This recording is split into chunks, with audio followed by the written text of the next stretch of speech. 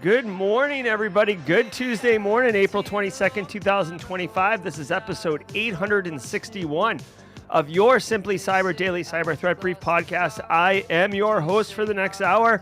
Cup of coffee, big smile, new glasses, Dr. Gerald Auger. And over that hour, alongside folks like Marcus Kyler, Finally Free, Space Tacos, Devin Grady, DJ BSEC in Mod Chat live with us, Carrie Code Brew in the Upstate, Dream Logic, ADHDR, it's Carrie Alpha Sierra, the drum major. Guys, we are all going to be shredding the top cybersecurity news stories of the day. And I'll be giving my expert opinion and analysis on each of those stories on what it means to you as a practitioner. So how can you use this information to absolutely eviscerate challenges in your work environment of the cyber threat nature, right? It's all about understanding the cyber threat landscape and then making moves like a snake in the grass roundabout, right? All about driving cyber risk reduction for our business stakeholders and for ourselves. That's right, Marcus Kyler, DJ B Sexy in the house. Guys, we're gonna have a great time, I promise you. And if you're like, oh, wait a minute, I don't have a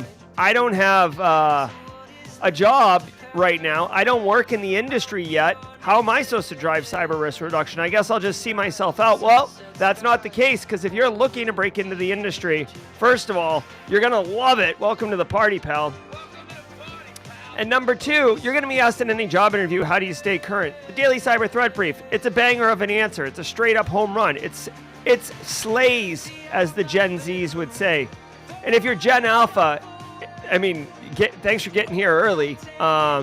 But if you're Gen Alpha, this show's essentially the lava chicken of cyber threat briefings. I digress. My kids got that Jack Black song just jammed up all in my head. Guys, it's going to be a good time. I want you to know of the 8 stories we're going to cover, I researched and prepped 0 of them. Ain't nobody got time for that. That's right. Ain't nobody got time for that. Good morning, Jenny Housley. So you're going to be my authentic, in-the-moment response to the stories, and really what I like to think of my value add is, yes, you can read the story, but I'm going to take 20 years of experience and basically distill out not just the important parts of the story, but also tangential things around strong information security programs, best practices, the things that you won't learn in a textbook or a classroom. I got scars, DJ B-Sex got scars, Jenny Housley's got scars, Stones fans got scars, we all got scars, and we want you, if you're looking to break in, to not have to get those scars right away. You'll get your own scars. Don't sweat it, all right? Now, before we get into it, let me give a shout out and love to the stream sponsors, those who enable me to bring this show to you every single morning alongside Kimberly Can Fix It, starting with ThreatLocker, then Antisyphon. We'll talk about Flare Academy, but first, let's go. I'll be in chat. I want to give some love to the Daily Cyber Threat Brief sponsor, ThreatLocker. Do zero-day exploits and supply chain attacks keep you up at night? Well, worry no more. You can harden your security with ThreatLocker. Worldwide, companies like JetBlue trust ThreatLocker to secure their data and keep their business operations flying high. ThreatLocker takes a deny-by-default approach to cybersecurity and provides a full audit of every action allowed or blocked for risk management and compliance. Onboarding and operation is fully supported by their US-based Cyber Heroes support team. Get a free 30-day trial and learn more about how ThreatLocker can help prevent ransomware and ensure compliance. Visit threatlocker.com. Do you want cutting-edge, high-quality cybersecurity education regardless of financial position? Check this out. I want to give some love and some praise to AntiCipher Training, powered by Black Hills Information Security. AntiCipher Training is absolutely disrupting the traditional cybersecurity training industry by providing high-quality, cutting-edge education to everyone regardless of financial position. They bring industry professionals with years and years of experience into the classroom to teach you and anyone else who's interested practical skills that are in demand in the market today. And on top of that, the student experience is amazing, as you and hundreds or thousands in some instances of other students are actively engaging, networking, sharing tips, tricks, and experiences with each other, all live in the classroom. Go to AntiSiphonTraining.com, check out their course calendar to see what courses they have coming up next. You won't regret it.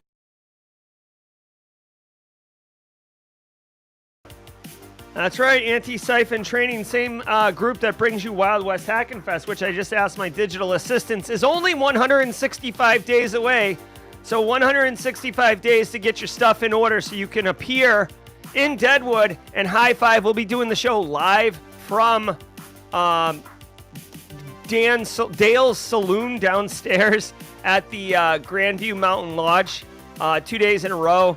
Standing room only, SRO. It's going to be good. I'm going to have pastries provided for everybody if I can find them out there in Deadwood. All right, yo, shout out also to Flare Academy, guys. I just released a free GRC course in the Simply Cyber Academy. 600 people have signed up for it. Love it, love it, love it. 600 people figuring out what the heck GRC is and if they want a job in it. I love it. So if you're one of the people who is in that class, I hope you're enjoying it. The feedback has been really, really positive. So do the free stuff first, and you can get more free stuff at Flare Academy. Because honestly, guys, have you ever wondered what separates the best cyber pros from everyone else? Well, let me tell you, I'll let you in on the secret. It's not just what you know, but who you learn it from. Instructors matter. Attitude matters. Communication matters. The Flare Academy gives you something incredibly valuable. You get direct access to amazing training, plus to the active cybersecurity researchers who are given the training, and you can Q&A them right after their talks in the exclusive Flare Academy Discord. Imagine, you can get your questions answered in real time by industry experts during these post-event Q&As. You can have a treasure trove of high-value training resources and insights right at your fingertips. It's more than just a course, right? It's your backstage pass to cyber excellence. You can crush it. Join the Flare Academy Discord community. If you use the Flare link in the description below, it'll take you right there. You will be off and running. I love Flare. Simply Defensive. The show yesterday, they had a Flare researcher on it. Big fan of this company. And the fact that they're just doing the training academy is, straight up icing on the cake, right? We're talking Infinite Aura Gen Alpha. All right. We'll talk about Barricade Cyber's 4 to 5 365 in a minute, but let me tell you guys, every single episode of the Daily Cyber Threat Brief is worth half a CPE, so don't be shy. Say what's up in chat. Grab a screenshot. You can see right there on the bottom right now, it says episode 861, half a CPE. If you can get that screenshot with your name right here, that's the money right there, my friends. Take a screenshot, file it away once a year, count the number of screenshots, divide by 2. That's how many CPEs you got. If you are a first timer, what's up, Josh Mason in the house? If you're a first timer, that means it's your first episode. Also going to expand the first timer.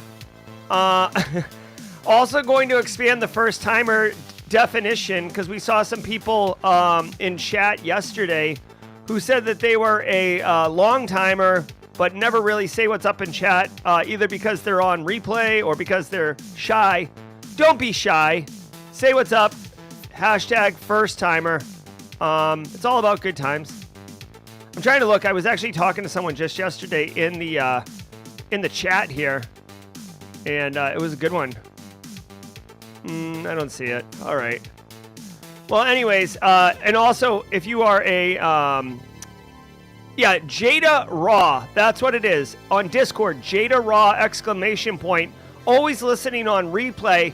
Welcome to the party, pal, Jada Raw. Giving those replay people some love.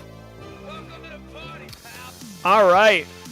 Yes, Dream Logic saying what's up to the first timers. All right. And obviously you team solo folks, if you're a lone operator, a lone wolf at work, then you are what's up. Also, more for anything else, this Thursday we have the CTF going. Chris Whitlock, it looks like the CTF event graphic says January 2025 on it. That's something that we'll have to fix. All right, guys, do me a favor. Sit back, relax, and let's let the cool sounds of the hot news wash over all of us in an awesome wave. I will see all of you at the mid-roll. It's Tidbits Tuesday. From the CISO series, it's Cybersecurity Headlines. These are the cybersecurity headlines for Tuesday, April 22nd, 2025. I'm Rich Straffolino. Thank you, Priceless Pancake, using the membership 15-month marker to let people know, don't be shy. This community is amazing. I agree, this community is amazing. Google OAuth abused in DKIM replay attack. Developer Nick Johnson received a security alert that seemed to come from Google, with a message showing a no reply at google.com address. Gmail sorted this message with other security alerts, and Johnson only realized it was fishy when it listed a sites.google.com support portal URL. Johnson discovered that the sender registered a domain and created a Google account for a me@domain address, then made a Google OAuth app with the entire phishing message, including whitespace, as the app's name. Because DKIM checks on the message and the headers, not the envelope, the email can pass signature validation checks in a recipient's inbox. We saw a similar technique used to target PayPal accounts last month. Whoa.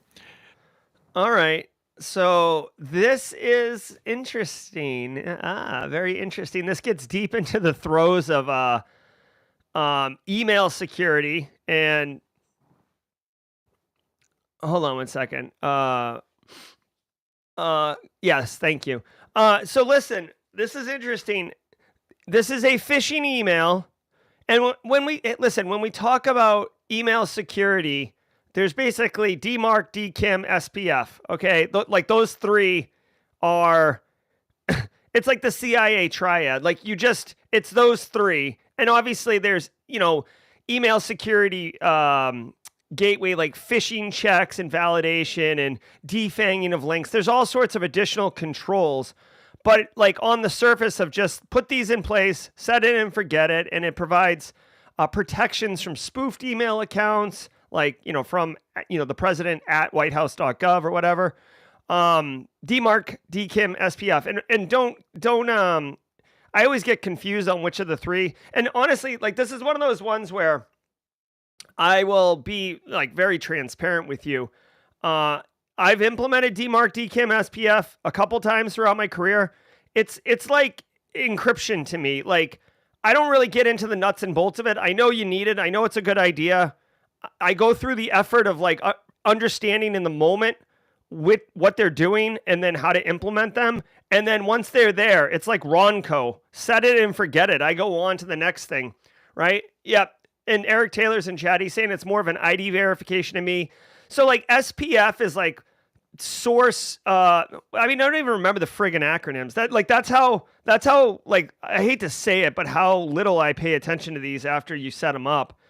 Sender policy framework is SPF, and email authentication that helps prevent email spoofing. So that's the one I always remember. SPF makes it so you can't say you're, Eric at barricadecyber.com in the to line, but the reply to or the actual sender is, a different person, the fraudulent account. DMARC has to do with like the domain you're sending it to accepts the domain you're sending it from, whatever. It doesn't matter. Threat actors have figured out this particular attack, which should call your attention. Okay, another thing. So DJ Bisek, with his big brain, SPF and DKIM, you have to have both of those in place before you get to DMARC. It's almost like to be a total dork, okay? Like a D&D total dork. If you're interested in Dungeons and Dragons or Skyrim or any of these other ones, or apparently Oblivion's coming back out, what are we doing here? It's like a crafting tree, right? You need SPF and DKIM, and then you unlock DMARC. Anyways, in this instance, a threat actor registered a Google Workspace, which anyone can do. By the way, I want to point out this trick may also work on Microsoft environments, because people can stand up those type of environments as well. We've seen some of that recently. They stand up a Google Workspace, then they create a me at the Google Workspace they created, and then apparently they put the whole phishing message. They put the whole phishing message in. They put it in part of the email, but not in the header or the body, but in the envelope, which is the clever bit about it, right? Let's see, here it goes. Oh yeah, a sites.google.com, which is that free kind of GeoCities version, Web 0.3. Yeah. Yeah, okay, so they have this nice screenshot. You can see they actually have what looks like a case file. It says Google support. This is a very sophisticated, nice looking fish. And literally the only thing that caught the guy's eye was that it's sites.google.com, not account.google.com. Obviously, the point here is to get credentials and then login issue. We've actually seen several, I'm sorry, you guys don't want to see my big face. We've seen several instances of wicked popular YouTubers having their YouTube channel compromised.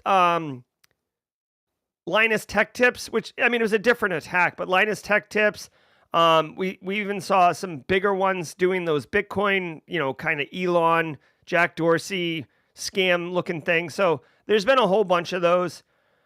All I can say is, dude, be vigilant. Threat actors are going to threat act. Even you can fall for a fish with enough time, enough sophistication, and enough motivation. You can get whoever you want. Now, remember, I hate to say this, but like, you do want to educate your workforce, Carl, on fishes and stuff, but like, you could totally expect someone to fall for this particular one. It's that good. You just have to be vigilant and have a good defense in depth. So when these credentials get compromised, right, if that's the whole point of this particular attack, if you had multi-factor authentication on, it might protect you, right? If you have alerts that report in when suspicious activity happens and you take action on it, that can help, right? Mean time to detection is a metric that matters. Once, your end users or yourself falls for this fish and gives your creds up, how long until you fix the problem? So again, huge fan of the NIST cybersecurity framework. Don't sleep on the right of boom phases. It's not just for blue teamers and defenders. GRC people can think through, hey, do we have controls in place? How effective are they? We should test these. Let's do tabletop exercises, all right? This is a really nice, fish. I'm going to drop a link to this in chat, this story. This might be one of the best fishes I've ever seen. Right? Which is saying a lot because like we see like millions of fishes, but Japan warns of sharp rise in unauthorized trading. Japan's Financial Services Agency, or FSA, said that as of April 16th, 12 securities firms reported fraudulent transactions totaling about $350 million across over 1,400 fraudulent transactions. This rise comes from stolen customer credentials bought and sold on phishing sites.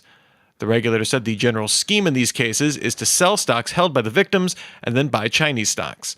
The FSA noted brokerages will cover losses suffered by customers.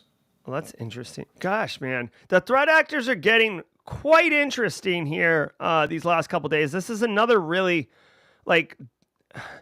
these attacks go beyond just smash and grab, and they're much more nuanced, okay? Really quick, by the way, DJ BSEC is sharing, and you can come back and clip this if you want. This DMARC or this DKIM attack, DJ BSEC said, if you have DMARC on and it passes DKIM, but not SPF, you can have the email fail, which this would not pass SPF because it's not coming from, actually, this would pass SPF, DJ BSEC, because it is coming from google.com. It's just coming from sites.google.com. I think it would pass it. Anyways, there's a lot here. So check this attack out, guys. Threat actors are stealing brokerage account credentials, right? So logging into your E-Trade, your I don't trade in financials because I suck at it, so I forget the different platforms, but like Scott Trade, etc. These trading platforms that do stocks, right? Maybe your cryptos, your Coinbases, whatever. People are getting the credentials and dumping all of the assets and like liquidating it. And then it sounds like instead of cashing out and running away cackling with a fistful of dollars, right? Like a cartoon villain with money just kind of spraying out as you run away. They're turning around and buying tons of Chinese stocks, which obviously does two things. One, it deflates the value of the Japanese stocks, right? Because people are selling. And it increases the value of the Chinese stocks. So what's wild to me here is that it's not about making money. Straight cash, homie. The impact here is, one, diminishing Japan's economic market, which normally I would say Japan's an ally of the United States, and the economic ecosystems are coupled, but things are kind of changing. If you've been following the news, I'm pretty sure China just went to Japan and had like a sit-down conversation about trade agreements. Again, not a political show. We're not going to go into that, but I just as a mainstream news since it relates to the story. But, the victims here are going to be covered. This Japanese regulator said that they're going to, it's kind of like the FDIC in the United States. Like, they're going to make the victims whole. It's just weird to me that, this hack is not about making money for the hackers. To me, this is definitely organized crime or nation state, right? If you wanted to play with this, you could think maybe some Chinese companies hired espionage actors to steal accounts and then buy their own company. But, dude, this is not nothing though. $350 million in sales. That's a lot of money, dude. If someone gave me $350 million, I would I don't even know what I would do. That's just an unreal number to me. So I'm looking to see if there's anything in here about how they got the credentials. It doesn't say. Doesn't say how they got the credentials, which is kind of weird because, dude, for $350 million worth of assets trading around, you would imagine that they had to have hacked several brokerage accounts or just a few really high net worth ones.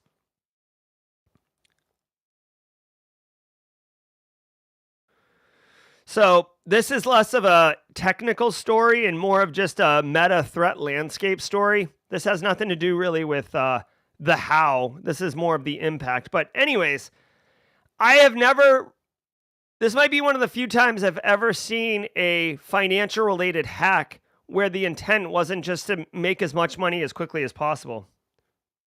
North Koreans hijacking Zoom's remote control. Zoom's remote control feature allows a user to take control of another call participant's screen in a meeting. The nonprofit Security Alliance and the tech research firm Trail of Bits issued advisories of North Korean threat actors known as Elusive Comet weaponizing the feature to steal cryptocurrency. The threat actors send phishing emails that look like invites to speak on a podcast run by Arion Capital. When invited onto a pre-production call to show work for the show, the organizers will have a participant on the call named Zoom, which will ask for remote control permissions and attempt to look like a system notification. If accepted, the threat actor will install InfoStealer malware to obtain browser sessions, password manager vaults, and seed phrases. Okay. So, this is funny, man. So, this story, this guy, whoever this threat actor is, goes next level with ninja-like moves, setting up Google infrastructure, faking past email security protocols and everything. Very sophisticated. This one, they changed their username to Zoom, request remote access. The victim, who's on the call, by the way, thinks it's a system notification and will say yes, right? Because normally it'll say Kim Jong-un wants to request access, and you're like, Kim, you're in the meeting with me. I'm not giving you access to my computer. But if it says Zoom, then if it says Zoom, you could fall for it. Here's my problem. We're all on the Zoom call together, okay? It's 2025. Every single person in this room, in this meeting, in this stream, watching on replay, My Aunt Dorothea. Everybody has been in a freaking virtual meeting at this point. 2020 ham-fisted virtual meetings into our grill. We've all done it. We all know what Zoom is, right? So imagine for a second, you're on a Zoom call and someone requests remote access and you say, okay, whether you fell for it because you thought it was a system notification or you just accidentally clicked yes, whatever.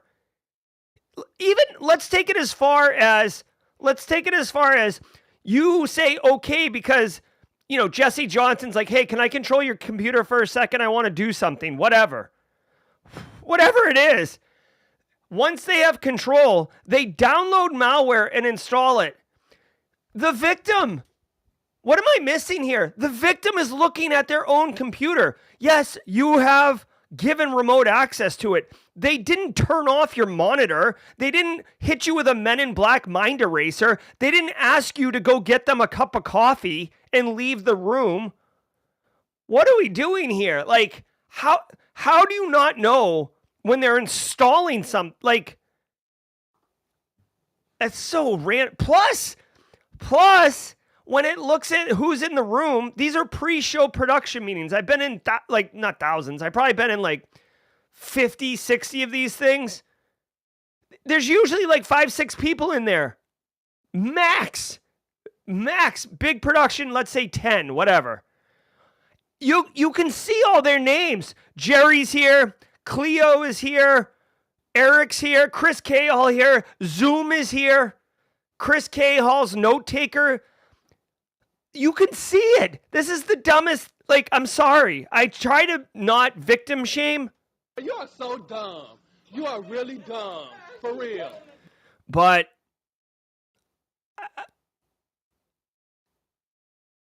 so I guess, I mean, obviously, once they get the malware installed, you're fully infected and they can just run roughshod up on you, okay?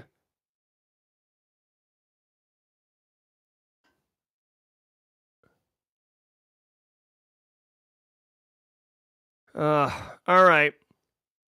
So, I mean, dude, cryptocurrency is full of scams, full of attackers. North Korea is kind of the big dog in the room.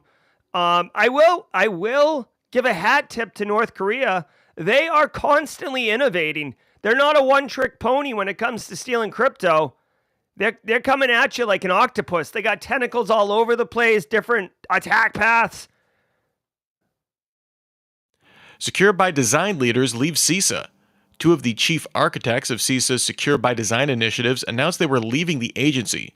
Senior technical advisor Bob Lord joined CISA in 2022 to head up the initiative. In his departure post, he said he will keep contributing to Secure by Design work after a short break. Senior advisor Lauren Zieberek joined CISA back in 2023, calling the initiative one of the most meaningful experiences of my career, one that truly embodies the spirit of public-private partnerships and both interagency and international collaboration.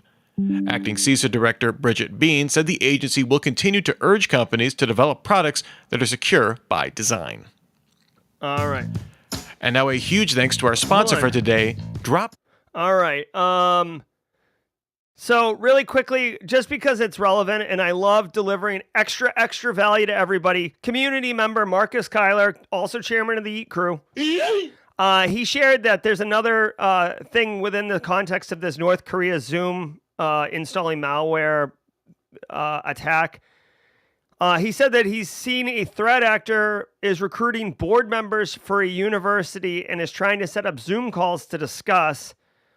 Marcus got this a few months ago and it just didn't make news. So yeah, I mean, guys, doing business, like you're going to have meetings with all sorts of people you've never met before, right? Initial cold contact, set up initial exploratory meetings. This is how business works. So there is a attack vector there. You just got to be mindful. Like, dude, no, you cannot have remote access to my computer. Dropzone AI. Oh, hold on. Security threats don't clock out. Get out of here. So CISA, oh wait, hold on. So CISA's top architects around Secure by Design are leaving. Again, not a political show. I do want to pay a little bit of not lip service, a little bit of service to, there are a couple people who are in YouTube comments that believe that my glowing reviews and glowing support for Jen Easterly when she was at CISA versus how I speak about CISA now would indicate that I'm indirectly pushing politics into this stream. I promise you I'm doing everything I can to remain apolitical and keep this, but CISA, when the news is good about CISA, I'll share it and celebrate it. When the news is not good about CISA, I will share it and be critical. So it's less political motivated and just, whatever the news is. I don't research or prep these. All right. So CISA's top architects are leaving. Okay, here's the deal. This is on brand for the current strategic direction of CISA. Remember, CISA is not totally gone. It does have its mission still, but Kristi Noem, who is the Department of Homeland Security Secretary, who CISA is a cabinet or a agency under Department of Homeland Security. DHS defines the priorities and the mission for the agencies underneath it. So with CISA's mission, and this has been publicly reported, DHS wants to reevaluate CISA's mission and make sure that it's using its budget and resources for what DHS wants, right? And DHS is prioritizing border security and deprioritizing election security under CISA's purview. Okay, again, this is all objective statements. I'm not, so this is on brand, right? This is one of CISA's initiatives that apparently does not align with DHS's directions in 2025. And, I'm sure that these individuals are leaving CISA because they're probably being deprioritized. I don't know if they're being defunded or deallocated, but, when the thing that you're there for is no longer a priority, then it's time to, take your talents somewhere that you can implement them and use them. All right. Now, I do want to say, let's talk about secure by design. This was CISA's mission to basically get further left of boom or left of shift left, if you will. Again, in the world of information security, there is left of boom and right of boom, and that's basically it. Okay, left of boom, right of boom. Boom is bad. Okay, identify and protect. You could put all the controls in place. You can have guards at every door. That is before bad happens. Well, then, someone slips in through the fire escape and then, shimmies downstairs and breaks into the data center and sticks a USB drive in. Okay, you've just had boom happen, okay? So now, how do you detect the USB drive? How do you respond? Do you deploy guards to the data center? Do you try to block all exits and contain the problem? Whatever it is, right? Secure by design was an intent to get left of boom. This is like software bill of materials, using, supply chain, open source supply chain validation, understanding what is going into where, having clear context. When Log4j happened, okay, Log4j was a big deal in 2021, if you can believe it was that long ago. And people were like losing their mind because they didn't know where Log4j potentially was. It was like a sub function of an Apache fork or an Apache variant that was buried deep in systems, and we had no idea where it was, but it was like unbelievably easy to exploit. So the whole idea of secure by design was to get in front of that. Very tough problem to solve. Okay, so I would honestly argue, righteous mission, but I don't know how. I guess I'll just leave you with this. You've got to remember, in the world of capitalism, okay, the name of the game is making money. That's capitalism. Hold on. I didn't get a straight cash homie sounder. What are we doing? Straight cash, homie. There we go, Randy. So the name of the game is making money. So if you're designing more secure things, that means you're spending more time before you get your product to market. This is why things get released that are not, always the most secure or whatever. We've gotten better. But secure by design kind of doesn't necessarily align with capitalism worldviews. So the only way that secure by design works is if you require everybody in the market to comply with it, right? That's why like nutrition facts are an FDA regulation, and every food in the United States has nutrition facts. If it was an option to put on nutrition facts or not, I bet you not everyone would do it. You see what I'm saying? So anyways, this is on brand. People leaving work because, imagine if you will, you got a new boss at work and they're like, "Hey, the stuff you're working on, I don't want you to work on that anymore. It's not important. Or you can keep working on it, but I'm never going to support you." You'd probably leave also. At 5 p.m., but your analysts need to sleep sometime. Dropzone AI delivers around-the-clock alert investigations with the same attention to detail at midnight as at noon. Their AI SOC analyst ensures no more morning backlogs and no more off-hours blind spots. Just reliable, continuous protection that ensures every alert gets the attention it deserves, regardless of when it arrives. See how SOC teams are achieving true 24/7 coverage with their AI SOC analyst without the staffing challenges at Dropzone.ai. That's Dropzone.ai. Scallywag. All right. Hey, guess what? For everyone who sings la la la la at their work or in the shower or on the drive.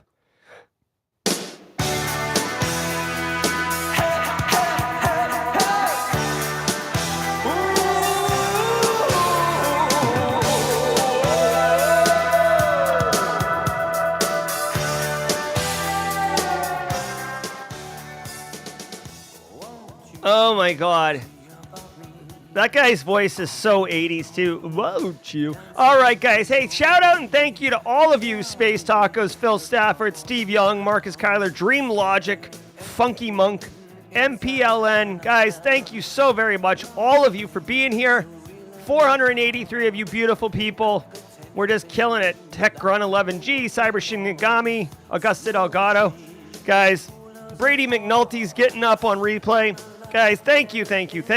Shout out to the stream sponsors. As always, those brands that I don't just appreciate supporting the show so I can bring this to you and do all sorts of fun stuff like the CTF on Thursday, but also companies, the people behind the companies that I believe in, right? One such company, Barricade Cyber, Eric Taylor. You'll see him at least popping in and out on the stream. But hey, if your Microsoft 365 environment secure, well, with business email compromise attacks on the rise, your entire operation could be at risk. Fortify 365 from Barricade Cyber Solutions is your defensive shield. Their team of experts implements proven security standards to protect your business from cyber threats. Also ensure compliance, GRC Mafia. Even though Eric will tell you, he's going to help you ensure compliance and safeguard your sensitive data. They've helped countless organizations, including my own, in the past, strengthen their M365 defenses with tailored solutions that address actual real-world vulnerabilities. Don't wait until after a breach to take action. Visit Fortify365.com today to learn how Barricade Cyber can secure your M365 environment today and against tomorrow's threats. Thank you, Eric Taylor and the crew. Every single day of the week has a special segment. And guess what, y'all? Tuesdays is Tidbits Tuesday. It's retro synthwave, everything all the time, and it's where I share a little bit about myself to see if we can vibe on something. Now, I don't necessarily have a... Actually, I do. So, Tidbits Tuesday, if you didn't know, I'm not really a big sweets person. I'm not a sweets person. I don't eat dessert. I don't get birthday cakes. I'm not like so opposed to it that I won't like try a Girl Scout cookie or something. I'm not like, I eat it and throw up, but I'm not drawn to sweets. I like beer. That's fine, right? That can be sweet. but I don't do candy bars or anything like that.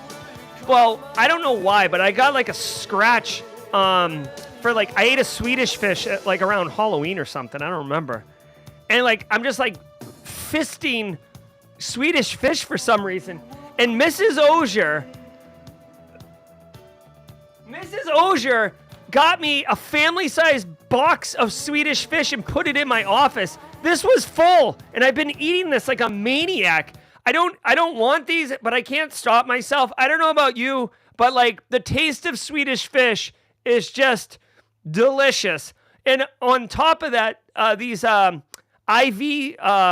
powder packs, these hydrate powder packs, there's a rocket bomb or rocket pop one that tastes like liquid Swedish fish. Oh my gosh. So if you like Swedish fish, welcome to the party, pal. And if you don't, consider yourself lucky. All right, let's get our la-la-las on. Alpha Sierra, let's go.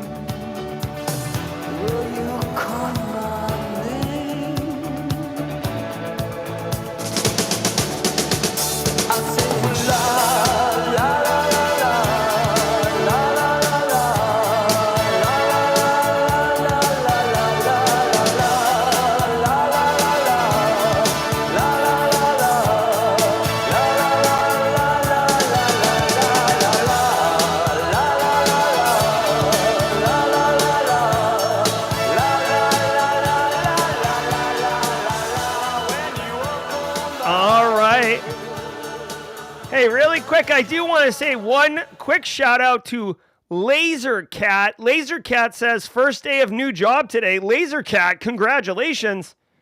I came in like a wrecking ball. That is awesome. Let's keep going, y'all. Let's crack on. Scallywag using ad fraud WordPress plugins. The bot detection firm Human released details about a large-scale fraud campaign from the fraud-as-a-service operation known as Scallywag. Over the years, this operation created several WordPress plugins designed for sites that appear to be regular blogs, but actually act as intermediary sites as part of a redirect process to generate fraudulent ad impressions. These are popular with piracy sites that can't run typical advertising. These will redirect to sites with Scallywag plugins to generate ad revenue. At its peak, Scallywag generated 1.4 billion fraudulent ad requests per day. Once Human detected the network, it worked with ad providers to stop bidding on their ad requests and essentially cut off revenue. Okay, wait a minute. Sorry. I wasn't listening to the story because apparently I said something that could have been misunderstood about Swedish fish. Oops. I don't know what I'm going to say, quite frankly, a lot of the times. I'm one half also in chat looking at what I'm saying. Okay, ad fraud operation, pirating URL shortening sites through specially crafted WordPress plugins. Wow. This is pretty cool. Now, obviously, the victims here are the organizations paying to have advertising run. So you're like stealing money from businesses' marketing departments.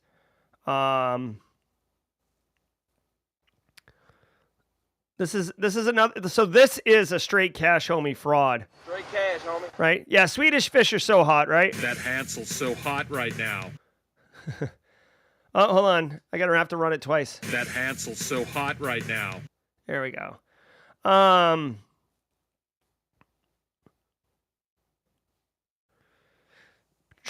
So Scallywag's a fraud as a service. Fraud as a service operation. Fraud as a service. Dude, you can do anything as a service nowadays, apparently. Let's see. I'm trying to figure out how this works. Multiple independent threat actors buy and use the WordPress plugins to set up their own ad fraud schemes, with some even posting tutorials on YouTube. Dude, so like I create a YouTube video on how phishing works and I get a community strike. People are posting tutorials on how to commit fraud, and it's like, nothing to see here. Nothing to see here. I might actually try to find one of those videos just to get more insight.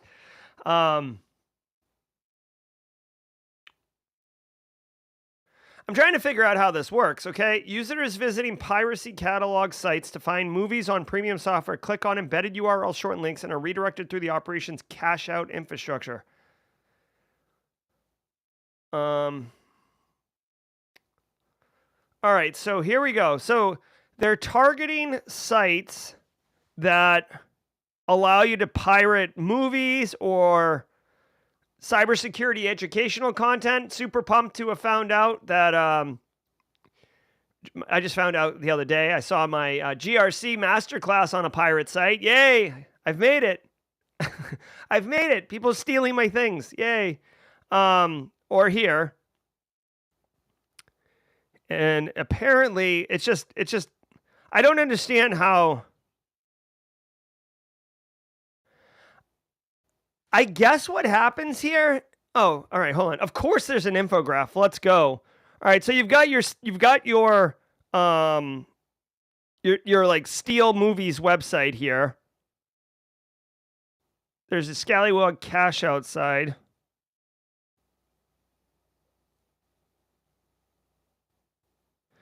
Yeah, so honestly, dude, check this out. Basically, this is really interesting.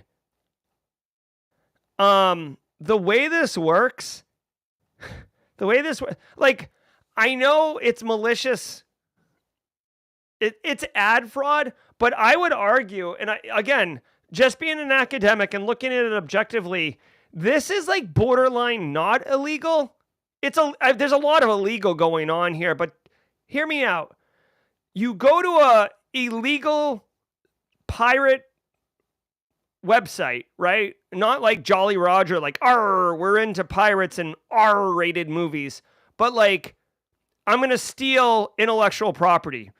I'm going to download the new Oblivion game from Bethesda. Yeah, I said new Oblivion game. I'm still upset about this. Okay? So I'm going to download an illegal piece of software that I don't have rights to for free. And part of the transaction at the piracy site is basically for you to click on something that's going to pull an ad. The ad is going to pay for click-throughs to it, right? So the idea is that you have hundreds of thousands of people come into your illegal website, and part of the cost of cashing out is basically clicking on this thing that generates revenue for the site holder. So obviously the marketing company that's paying for the ads is going to lose money, but the person who's downloading the content is going to get their movie for free. The site owner is going to get paid for their effort. And it's a legit click-through. It's not a bot clicking through onto the ad. I guess that's where I'm thinking it's like less illegal. If this was a real site that wasn't selling or providing stolen material, right? Let's just say, for example, okay, I have Simply Cyber Academy. I have free courses and free digital downloads on my website. What if I put a link right next to it that said, hey, if you want to support the academy, or in order to even download this, you have to click on this thing, which is basically one of these like blog posts that I get paid to share out for every click that goes through. Would that be wrong?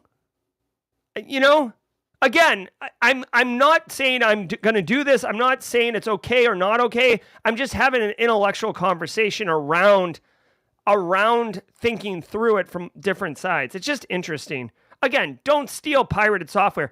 If anything, I got to tell you really quickly, this right here, this website on the left that steals movies, dude, we've seen multiple instances of these pirate sites where you're just downloading malware. So you really shouldn't be scooping into these places. This is not the bargain bin at Walmart with $5 DVDs, okay? This isn't GameStop used games bin right up front. This is illegal websites.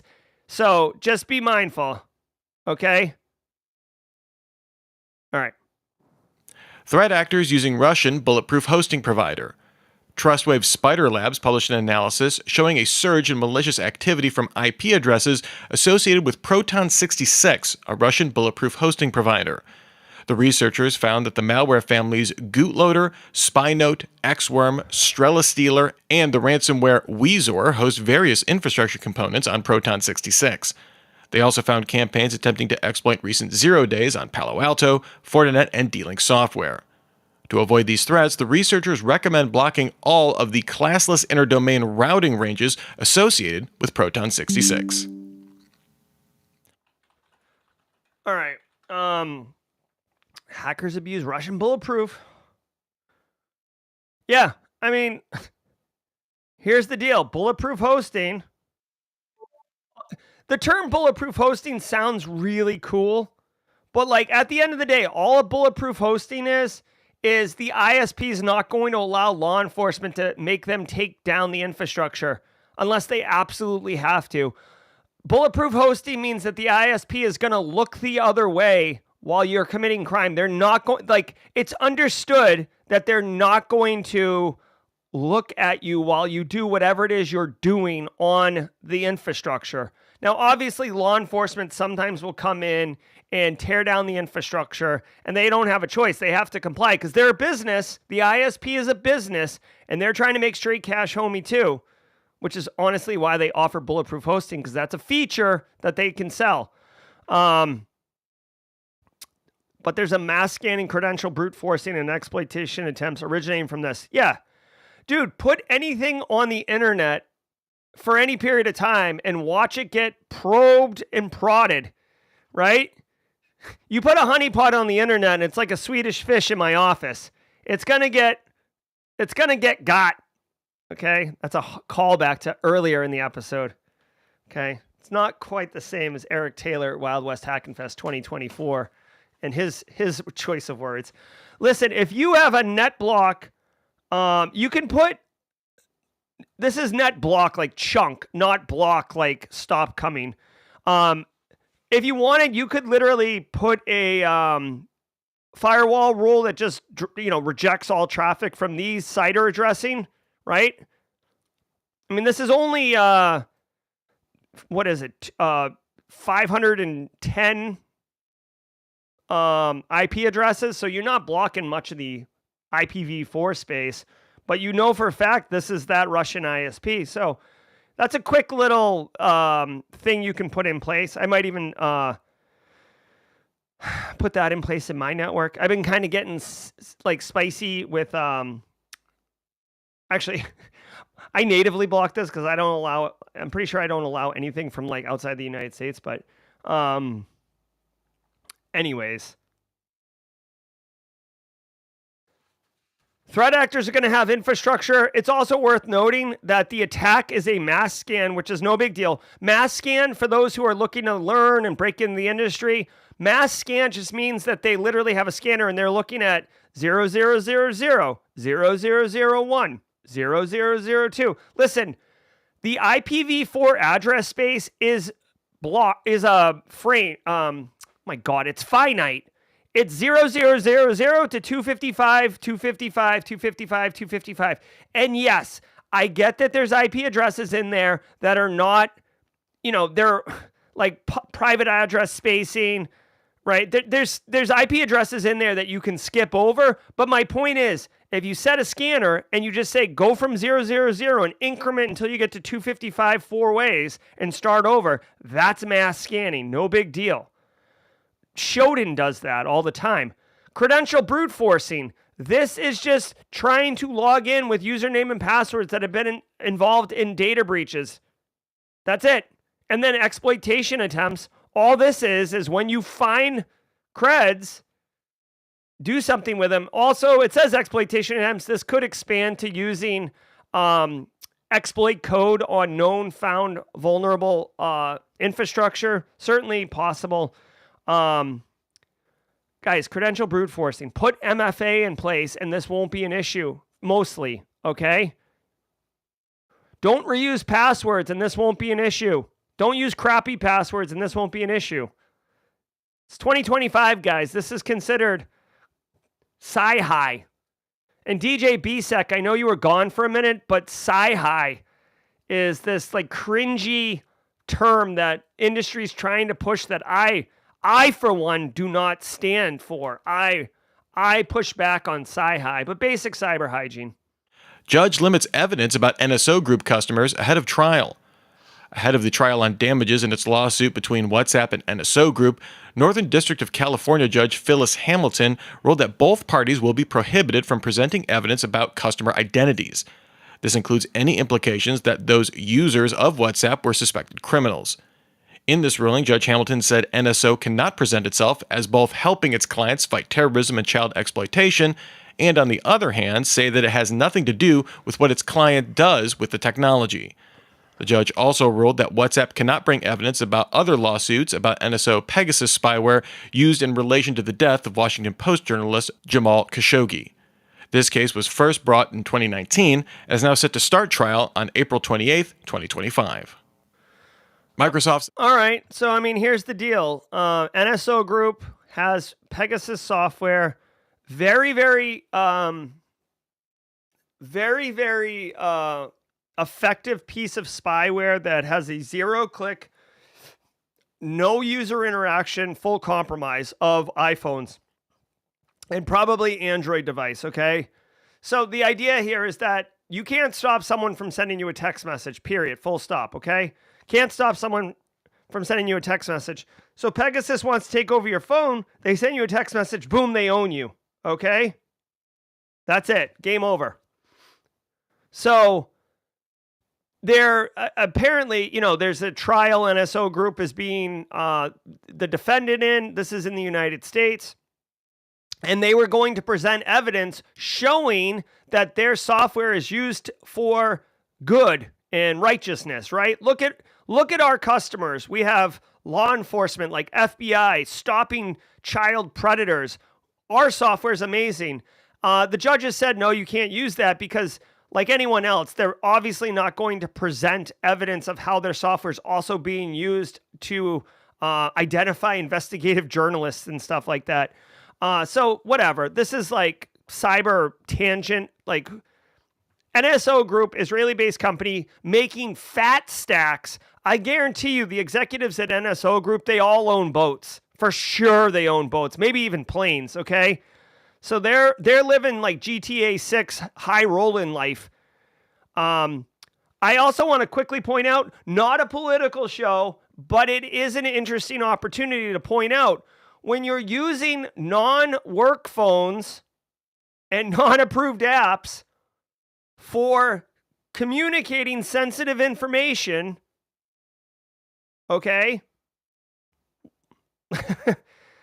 Like sensitive national federal level security related information, one of the reasons you want to be really careful about stepping outside that boundary or that bubble of using just work devices that have been vetted for security and using your own personal device is because things like this can happen, right? No one's going to infect me with Pegasus software because no one cares about me.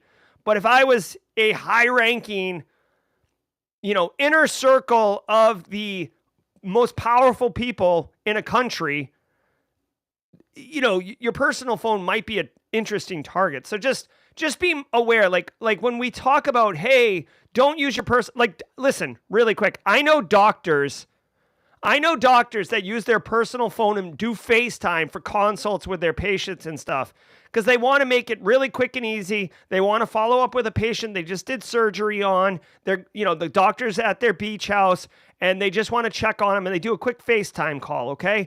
That is going to happen. Completely HIPAA non-compliant. It's not being recorded in the EHR. All of these things, right? But they do it anyways. So I get why people use their personal phones and stuff like that. I'm just pointing out, you may want to use NSO Group as an example of how that information could get out. Plus, obviously, if you're sending emails and stuff, people get in your emails, all that data is compromised, etc. So just be mindful. Latest security progress report. When the Cyber Safety Review Board investigated Microsoft's 2023 Exchange Online breach, it concluded that the intrusion by China-linked Storm 0558 was preventable and the result of a cascade of operational failures, including poor key management, inadequate logging, and a deprioritized security culture. Microsoft launched its Secure Future Initiative, or SFI, as a result, and has now issued its second progress report on the effort. The report shows that Microsoft implemented phishing-resistant MFA, now covering 92% of employee accounts. 99% of production assets are now inventoried. Token validation has shifted to hardened SDKs, and over 6 million inactive tenants have been removed. The progress report goes into details about technical and cultural shifts in how Microsoft handles security, but the CSRB recommendations around transparency and victim notification process refinements remain largely incomplete. All right, so just a quick little update from Microsoft as they have their Secure Future initiatives. It is a massive security engineering project. They have, the equivalent of 34,000 engineers working full time. That's not nothing. Dude, I'm telling you, Microsoft, good on Microsoft. This is all, and by the way, if you don't think this is capitalism and this is completely altruistic, you're sadly mistaken. Microsoft is trying to secure, listen, way back in the day, okay? I'm going to take you like in the Wayback Machine here. When Microsoft was like coming up in like the early 90s, their vision, okay? And I'm not going to like, this isn't a business stream, but you need a mission statement and a vision and whatever. Microsoft's vision, and you can fact check me on this one. Microsoft's vision was, quote, a computer in every home, okay? A computer in every home, which has come to be. It wasn't a Microsoft operating system in every home. It was just a computer in every home. Because in the early 90s, like having a computer was like having like multiple phone lines in your house. It was like very, very, ooh, look, you got your own computer here, okay? So a computer in every home. Microsoft's vision now is like secure, internet, secure infrastructure everywhere. Again, they're leading it, but they want it to be secure, and they want people using, Azure and spending money in Azure, and they want to, like, basically, you can lead the initiative. It's going to be a massive investment up front by Microsoft, but they're seeing the value in it. And dudes, if you want, like, really quickly, I have I've let it expire, but I have my PMP, my Project Management Professional cert, right? I read the PMBOK.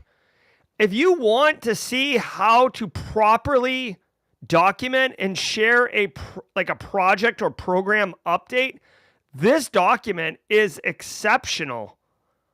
Also, really quick shout out. Part of this security initiative is securing by design, and you could see right here, they actually gave a shout out to CISA Secure by Design, which is the same thing that got disbanded. Where is it? Where's the story? Yeah, the same Secure by Design that the top architects behind have left. But anyways, if you're interested in just a banger of a report, this is pretty good. I'm looking to do the State of Simply Cyber on Friday, May 2nd at 4 p.m. Eastern Time. I haven't confirmed that yet, but I'm working towards it. I might take a page out of this book here and kind of shape it this way. This is a great PM report. Anyways, just know Microsoft takes security very seriously. They used to not, now they do, and they're working towards it. We see Entra ID getting hardened, right? It's had some issues recently, but yeah, the identity is the new perimeter, and securing the crap out of it is a priority. I love it. Let's go. They show that most consumers support data minimization laws. All right. Don't sleep on PM skills. A good GRC professional can run a project. All right, guys. That is going to do it for today.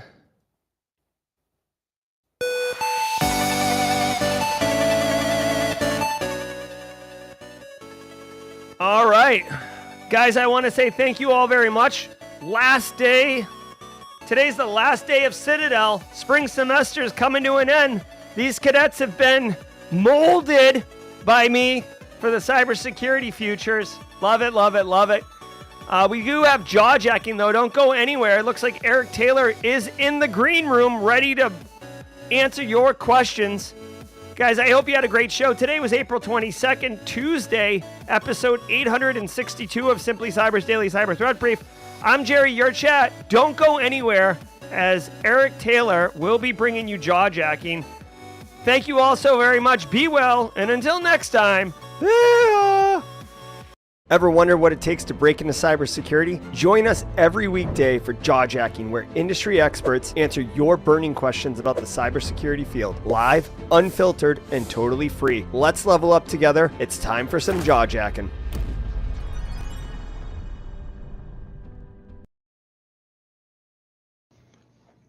What's going on? Those who don't know, my name is Eric Taylor. I am the CISO Chief Forensic Operator here at Barricade Cyber Solutions. We do digital forensics incident response, aka when it hits the fan, this is what we do. And I am pleased to be here and drinking some water because I've already got my coffee in this morning. Trying to be the healthier lifestyle. So you'll see me sipping on my orange Jenny. One thing let's see, Tidbits Tuesday. I was thinking about this earlier, and I want to share this with the group. I normally don't do a whole lot of these, but I get ready to tell you this. If you're new to the show, definitely put a Q colon into the chat so that way I can quickly find your questions. Literally, ask me anything. I am not afraid to skirt the line a little bit further than Jerry is on political topics. There are some things that we just won't go to just because of the format of the show here on this podcast, but I'm a little bit more willing to go a little bit further down the rabbit hole than Jerry does. Where Jerry does 30,000 foot views, I am very much in the keyboard and in the thick of things. So my Tidbits Tuesday for this week is the fact that I do not turn on my blinker if I am in a turning lane. Right? You're coming up to an intersection, you're sitting there. Your lane is a turn left, turn right only lane. That is the function of the lane that you're in. You're turning. I'm not turning on my blinker. I'm not going to sit there and wait for that red light to turn green with the click, click, click, beep, click, click, click, click. Click, driving me nuts. No, sir. Now, when we get into the intersection, I may turn it on, but it's kind of hitting over there. If we are in a multi-function lane, like you can go straight or turn, then as soon as I come near the intersection, I will turn on my blinker to indicate to other drivers if I'm going straight or if I'm turning. But I'm not going to sit there at a red light with my blinker going for 3 minutes, driving me insane. I'm not doing it. What are your thoughts on that? Again, you're in a turning lane. You're in a lane designated for turning. What is the point? The people across from you, so it's DOT regulations. If you don't know, it is DOT regulations, Department of Transportation, that the lanes must match in the opposite direction. So if let's say it's a four-way intersection, you're coming from the south side, those coming from the north, those lanes mirror the other side, right? So if you're in a turn left only lane, then guess what? The people coming from the other direction, they're in a turn left only lane. If you're in a straight lane, then those are in a straight lane. It's DOT regulation. They must match. Now, all four directions do not have to match, but opposing traffic must match. The only reason I know this is I used to do a lot of traffic control signaling when I was younger, just hopping jobs all over the place. Got really cool. If you're going downtown and you're driving down King Street or East Bay, all those new traffic lights that are there, especially by the railroad system. The company I was working for, I worked for DOT to actually put those and configure and signal all that stuff. So even putting this stuff in the ground and everything like that. So it was a good time.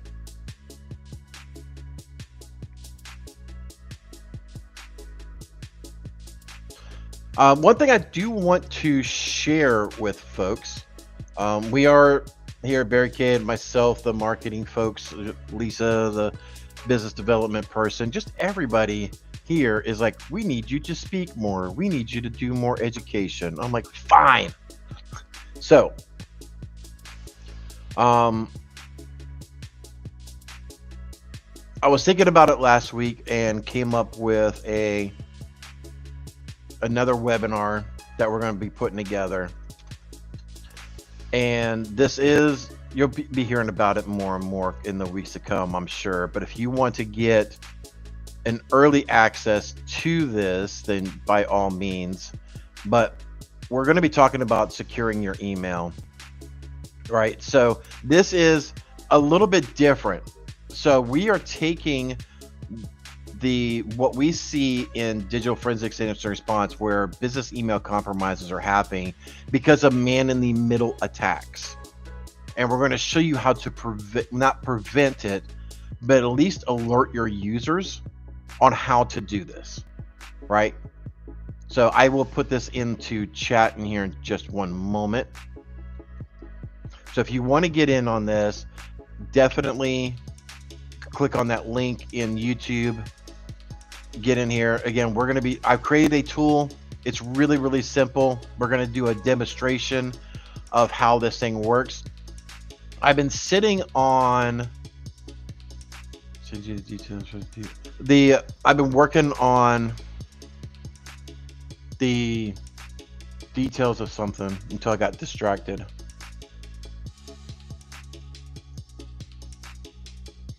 I don't know, whatever. But this will be, oh yeah, that's what I was going to say. So I finally found a use for the Joe Belton ice cream shop domain that we bought all those years. You remember Joe Belton? They used to be around. They kind of retired from cybersecurity, went off to do some other stuff.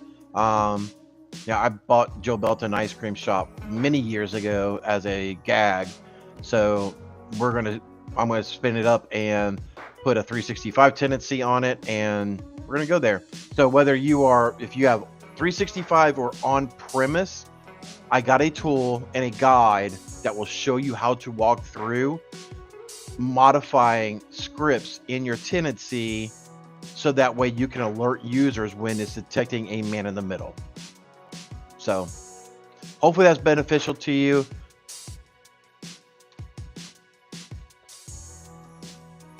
And let's get caught up on the questions coming in. Sorry, I'm getting pinged from 30 different places. Oh, Jerry's in the background. Thank you, Jerry. You are the best. All right. From Outlaw 11, looking at going into the SANS bachelor's program or degree, congratulations. I'm interested in GRC. Would it be worth to get auditing certs from Hijack? Yes. If you have, my GRC form says 11. Why does it say that? That is weird. That is a good call out, Jerry. Let me fix that. That is supposed to be 11 a.m.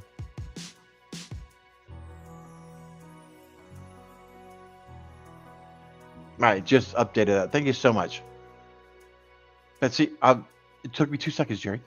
Would it be worth getting the auditing certs from Hijack? Yes. So I know people don't want to hear this, and I really hate saying it, to be completely honest with you, but Hijack is the Cadillac of certifications for the cyber industry, right? That's not to say that other certifications don't have merit and don't carry weight with them. Absolutely, they do. But when you want to go in the level of importance or credibility, right now, Hijack is that, which is the certification board for the SANS Institute. Jerry, definitely check your PMs as Signal, and thank you for your help. Trying to reach out to a decision maker in a GRC department of a company. Who would be that person? Oh, dude, the person that could have answered that is no longer present. I would say hold that question. Seriously, hold that for tomorrow. Jerry does jaw jacket on Wednesdays and Fridays. If you can come out here and ask him that. He is the GRC person. If I advise you, it's probably going to be the wrong person. I just shoot it straight. I wish I could answer your question, but I can't. Sorry. From Computer Geek, can Secura on pfSense Micro 3-minute PBs a valuable addition to a home network? Yes.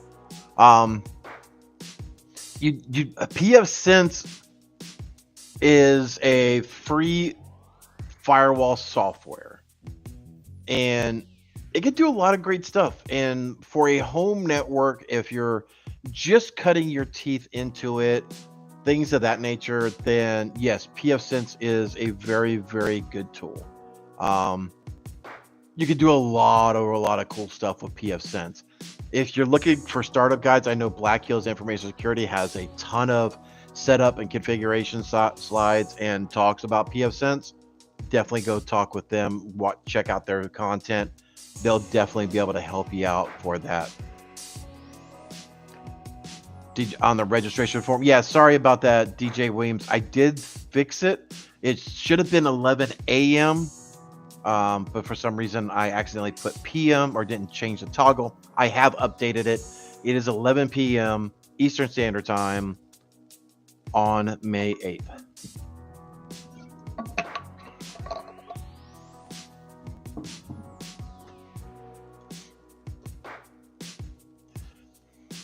And for those who are asking, this is literally the tool that we use in our Fortify 365. So this is one of these steps that we, about securing 365 tenancies and on-premise tenants. One of the methods that we go through. And, if this tool can, I literally just bought a domain. It's going to be a free tool for everybody to be able to use. It's going to be really simple.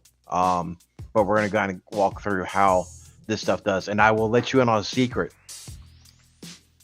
Even having MF or anti-phishing tokens does not stop you.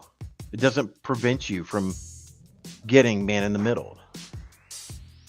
And we'll explain all that in the stuff. But if you have MFA, I even tested it on my own tenant. MFA'd and put it the UB keys and all that stuff with some users. We were able to walk right through. So, but anyway, I digress. We'll kind of go through that. Question for anybody with advice, not a security person per se, but I have an interview upcoming for a sysadmin position. Congratulations. Just looking for any advice on maybe what to expect and how to prepare. Thanks. So I would go full OSINT on the organization. Have they had any breaches? Have they had any turnovers? Look at the employment rates. Look at, was it Glass Hive, something like that? I think Glass House, where other employees could be able to rank them. Let me switch back over to my Discord here. So I would definitely do some OSINTing on the company, how long they've been around, how new is the person that you're interviewing with in the organization. Did they just get there? Maybe you're coming in for a potential shakeup of existing talent that's already in the organization, or are they trying to add a new capability to it, where they're just trying to throw bodies at an existing problem? Definitely, I would definitely ask probing questions during that. It's like, so if I was to be hired in this workflow, where would you see me helping out first in the organization? That's a little bit of a mind game that you can be able to play with them, so they're already envisioning you in that role. Catch me outside. I'll teach you all kinds of human intel psyop shit. Glassdoor. Thank you, Kimberly can fix it. I knew it was something like that. It's been a while since I've done this, and hopefully my sounders don't go nuts. But it has been a while since I've done this.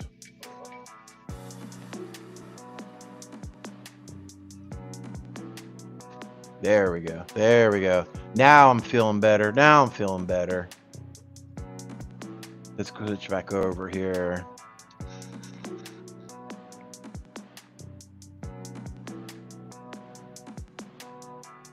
Angular, I have a data center tech interview on Wednesday. Congratulations, Angular. Any advice? Yes. Again, ask probing questions just like I just told the last person. Go in there and, ask them about their, I guess, do some background on them. Are they just a internal data center company, like AKA we're a data center for Barricade Cyber? And trust me, we're no big company that can afford its own data center. I can promise you that. 9 times out of 10, I'm willing to wager that they are what's called a colo data center. So like I may have some stuff in Azure and some stuff in AWS, but most of our team, in fact, all of our team here at Barricade is completely remote, considering that that'd be a change in the next year or so. But we are, if we wanted to have some physical people or physical servers, but we didn't really have the infrastructure in our office, and really needed that uptime and that high availability that a data center does for power, for electric, things of that nature, we may rent a half a rack in a local data center. We have several of them here in the Charleston area. So being able to have that, is a very wise leasing option for businesses that are looking to grow that may not be able to afford that in there. So 9 times out of 10, you may be applying at a data center for co-location. I would start looking at the free network monitoring tools. There's WinDude, or the Dude by Winbox. There's, I think it's called Zabbix is another one. There's several of them that a lot of data centers will use, and I would say don't get it super in the weeds in it unless you already have some technical understanding of that type of job role and those tools, but at least familiarize yourself with those type of tools that are available. So you can ask them, it's like, say, hey, so what are our typical SLAs? AKA response time, which is service license agreement. So, you always see the 4.9 uptime guarantees or whatever. So, definitely go through that process. Like, what does this look like? What's my day-to-day role? Will I be using any of these type of tools? And you can start spitting off a couple of them, like Zabbix, like PRTG, and say, would any of these tools be part of my daily scope? So they will understand, okay, you understand some tools, and they'll hold you a little bit more credible to that to that, right?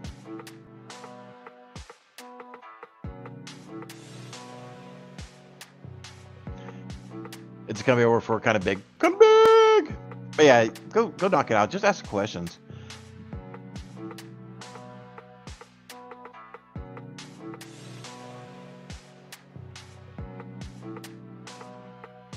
But if you already work for their Angular, then, before I get to Angular, if you already work there and you're just transitioning,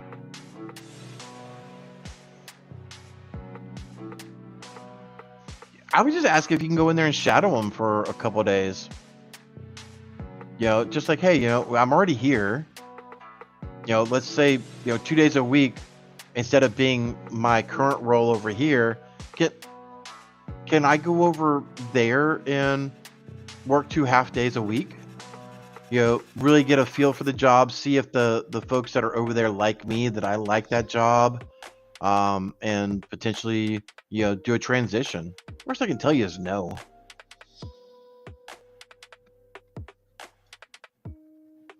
Thoughts on government sector or section versus private, which is better?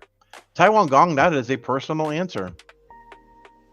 It really is. There's pros and cons to all of it. The days of old, when I was getting out of school and everything, government was supposed to be, whether it was state or federal, most of the time it was state, but I mean, you could say the same about the federal government these days.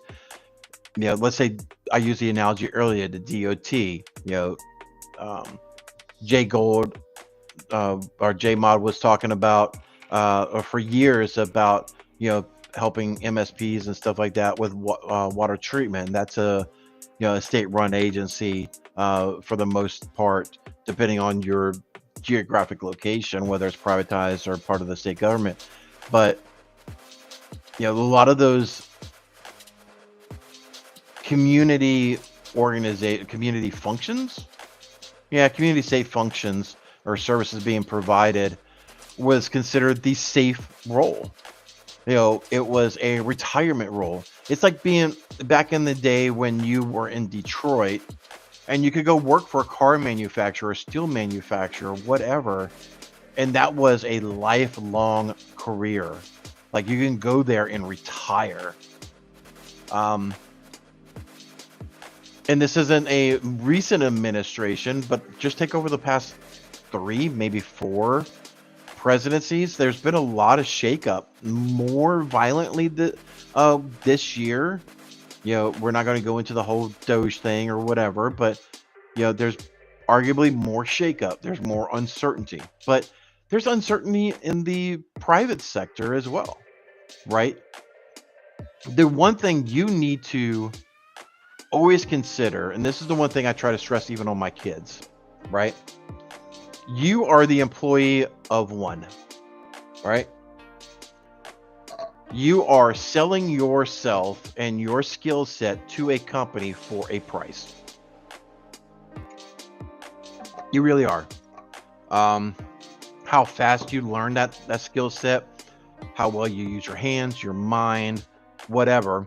But you are an employee of one. You are Taiwan Gong LLC, and you are charging $20 an hour, $30 an hour, whatever it is, to Bob Jones Pizza Shack to flip pizzas or make pizzas. And you're going to be the best, most productive pizza maker on the face of this earth, right?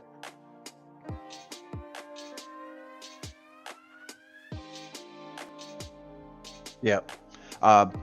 So, and then you can say, look, I outperformed 3 other LLCs, aka your teammates, at making pizzas. The morning shift, making sure all the dough is prepped, all the line is prepped, the morning cleanup, all the prep work is done. And when I am here running Taiwan Gong LLC at Bob Jones Pizza Shack, your numbers are 20% higher in revenue and delivery time versus when the other LLCs are running Bob Jones Pizza Shack, right? And then you can negotiate a higher contracted wage. And then if not, you're just taking that skill set somewhere else. You literally have to look at your job as an employee of one. You're the only person that's going to take care of you. And then once you get a family and everything, that family is part of your LLC. Mentally, and this is mentally how you got to do this, right? It is a shift in mentality and perception. Sorry, I'm getting a lot of tongue tied today for some reason. But getting there and understanding that you're the only person that's going to take care of you and your family, whether private or public, is mission critical. Because let's just say Bob Jones Pizza Shack closes down. They close their doors tomorrow. What is Taiwan Gong LLC going to do to find another client that's going to pay him the $20, $25 an hour to get there? Right? These companies are just your client temporarily. And I tell you what, once you get there and you start looking at how you mentally process this at your life as a business and increasing throughput, increasing productivity, making things work smarter for you to get more done will change your outlook on life like nobody's business. You will start seeing so much crap that you can be able to automate or, use tools to help you do. Let's just take hypothetically, this is going to go on a long freaking rant. Strap in, ladies and gentlemen. Let's just take your robot cleaner that does your floors, right? That is one less task that Taiwan Gong has to do as part of a daily cleanup at Bob's Pizza Shack, right? The floor's got to be mopped, at least brushed, swept 2 or 3 times a day. And a good cleaning mop, deep mopping once a day, every other day, whatever the requirement is. By being able to figure out patterns where you can have that vacuum run throughout the day and constantly do that without getting in the way, especially during rush hours of your lunch and your dinner and things of that nature, and when you're really cranking out the stuff, could be very beneficial. That may give you back 20 minutes of productivity to crank out another 30 pizzas, right? So you got to think about this stuff, right? So anyway, long stuff, but you've got to, this is the way you got to think about life. And I even I know I've told Joseph this. I'm pretty sure I told Justin Gold this, but I tell everybody, nobody's going to take care of you and your family like you. I like to think of myself as a very great boss, and I try to do my best to make sure that my team is taken care of. But at the end of the day, as much as I hate to say it, business is business. That doesn't mean I'm not going to let them go with a great severance package and try to take care of them as the company may shift in a different direction or phase out a role or whatever the case is. I'm going to ease the pain and the blow as much as possible if I have to do that. And I over communicate with the team when things are great and when things are not so great, when we're dipping into savings and things of that nature. But at the end of the day, Taiwan Gong LLC, you're the only person that's going to take care of you. It may be self-centered, but you put 15 years and you're looking at a retirement from the local steel manufacturer company, and new management comes in and lays off 20% and you're gone. Yeah, you can probably go to another steel manufacturer, but you may take a pay cut, but you're just an employee number, unfortunately. So take care of yourself. Look out. And I'm not saying being self-centered. Don't take it Uber the other side and be like all about me. But you got to apply the me factor to everything. So, all right, let me try to get caught up on the questions. Hopefully y'all found that informative. And if you hate me, okay. All right, answered that question. Answered that question. Answered that one.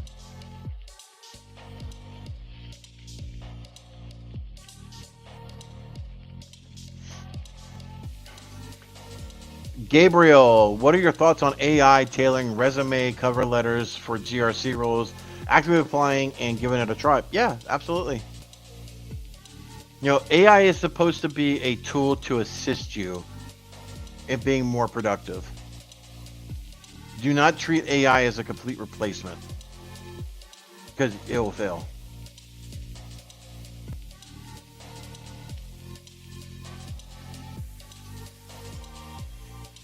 I use my blinkers even in a parking lot. Angular, you're the people that drive me nuts. Nobby, I'll tell you right now, if there's nobody around, I am not turning on my blinker at all for any situation. No. Cobb, no. Why? Who are you notifying? Who are you telling? There's nobody around. FedEx, ADHD overloaded at its highest. Yes! but actually somewhat medicated ADHD right now. Like I was telling y'all a week or so ago, you may see a little bit of a little bit more focused Eric right now. I am on a ADHD med that's an actual stimulant again, very low dosage, trying to see just taking off the edge without going full zombie ADHD intensity with the medication, because I don't want to do that. I'll lose my personality, right? But to be able to stay focused longer is the goal. And why waste globe fluid?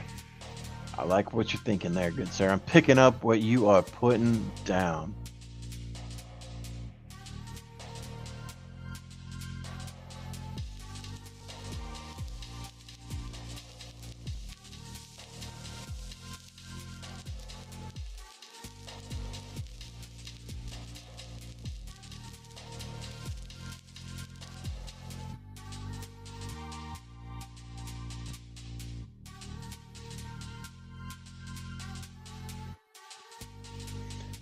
I don't know if that is Restream messing up or my internet is messing up again, ladies and gentlemen.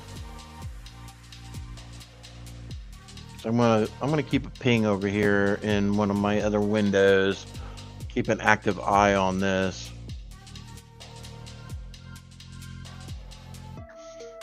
So sorry if we just kind of. Thank you, Justin Gold. Thank you, sir. Not a question, but it's Tuesday.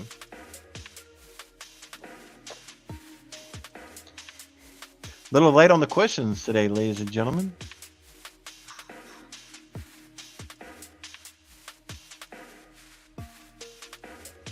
Speaking of ADHD, I have the one also. I love washing my hands and using alcohol. Dream Logic, are you drunk now? Because that doesn't make any sense to me. I have the one also. I love washing my hands and using alcohol.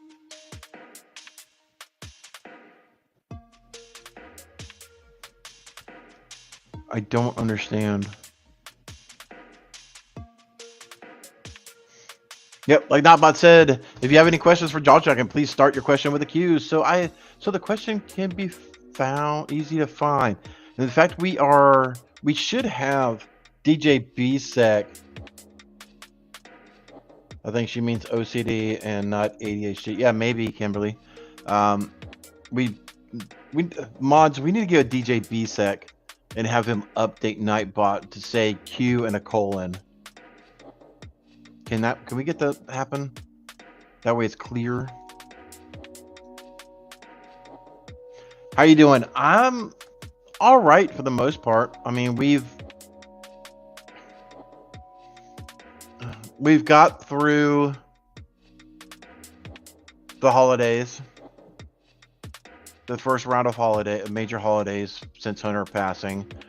We've got through the 1 year earlier this month since Hunter passed. That was a pretty bad day.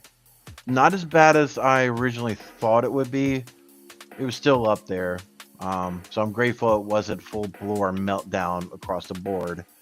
Yeah, it's. You know what? We're gonna get a little biblical. Because I don't care. So I've talked about this a little bit from time to time, but I am a person of faith. I am a Southern Baptist, and I don't care about. I'll fight Jerry to the end of the day if he fusses at me for talking about my religion, but I don't think he ever would. But the one program, if you ever know of anybody dealing with a loss, this was offered in our church. It's called griefshare.org. And you can find a group near you. It's not, think of it like AA or, whatever. It's kind of that setting. It's a group Yeah, it's kind of instructor led, and it really goes through the topics, right? Of different things of grief, and really understanding again that my grief may not be my wife's grief, may not be my daughter's grief or my oldest son's grief. We all grieve from a different perspective, and it helped put that into a lot of ways. The one thing that really helped me with it is there is that workbook that you go through, and me and my wife would sit down and go through the weekly course, and at the end of it we would rank where we were feeling about certain things. And I'll tell you what, even though we talk a lot, seeing her answers of how she was grieving with certain things and how my daughter was grieving with certain things and where they put them on a scale of 1 to 5 helped me as the father, the man of the house, the provider. You know, I'm a very old school person where, you know, the man must go out, hunt and kill and drag back home, right? So that classic old Southern gentleman type of thing, but it's me, and being a Marine and, you know, all that. But being able to see where they are and how they perceive things helped open my eyes of how to communicate more effectively and ask better questions about certain topics, right? So we're all going to go through some sort of grieving, unfortunately, in our lives. It was cheap. It was $20, lasted a month, about 2 months or so. You went once a week. I think they even offer online if you don't want to do in person or whatever. But bookmark that, griefshare.org. It was a huge value to me and my family. I know it's a huge value to a lot of other folks. So that's helped us out a lot.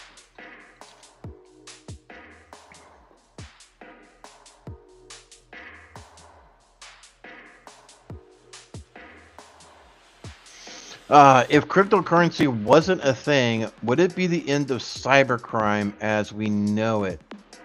It would be the end of ransomware.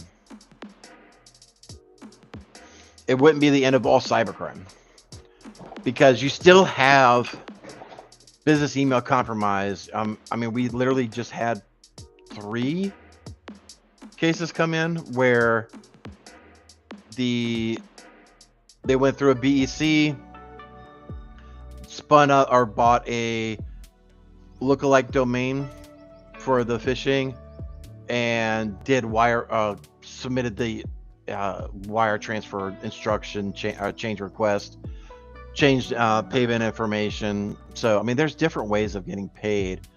It would just shift more heavily into other fields, but it would limit ransomware. So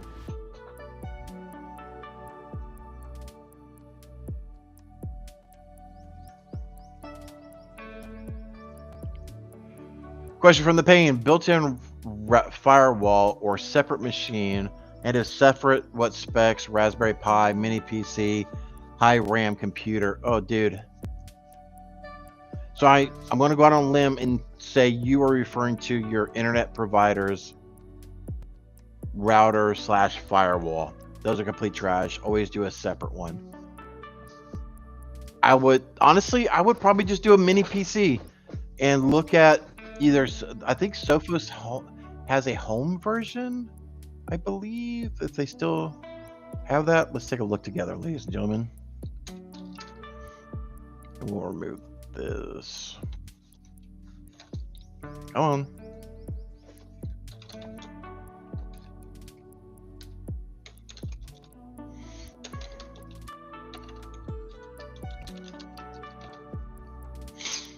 Yeah, free firewall, home edition. So this is a different alternative. The only reason I recommend this to some degree is being able to have a different alternative. A lot of larger organizations will use Sophos. Sophos is definitely making some traction in the SMB space. So while it may be limited on some of the capabilities, you'll get a generalized GUI of how it works. So it may be worth a consideration. There's that Ansible, but I think that's going to be overkill.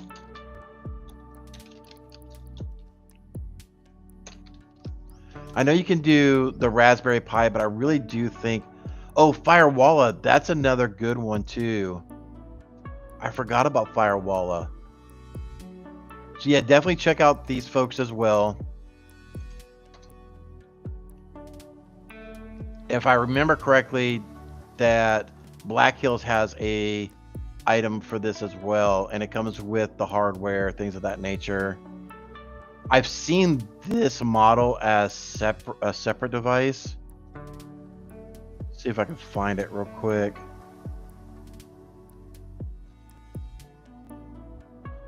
Firewall Gold. But you can just do some digging. Yeah, there it is right there.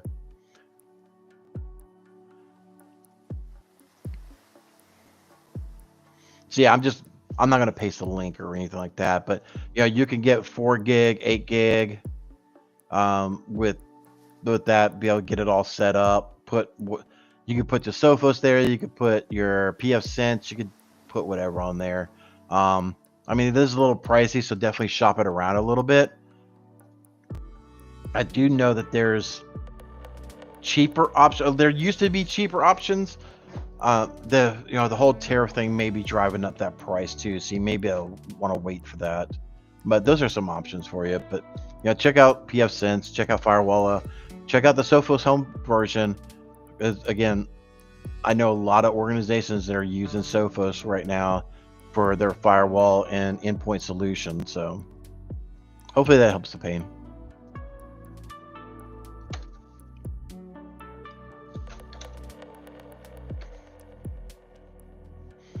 Getting caught up here. If there's any other questions.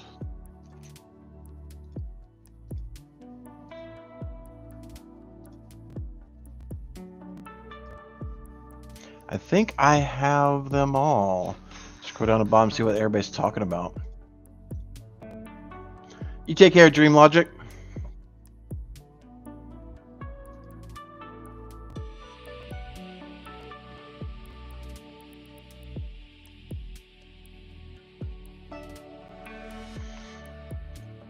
Have you ever encountered issues with Starlink? I'm thinking about it. Starlink has been a really good solution for a lot of organizations and home use.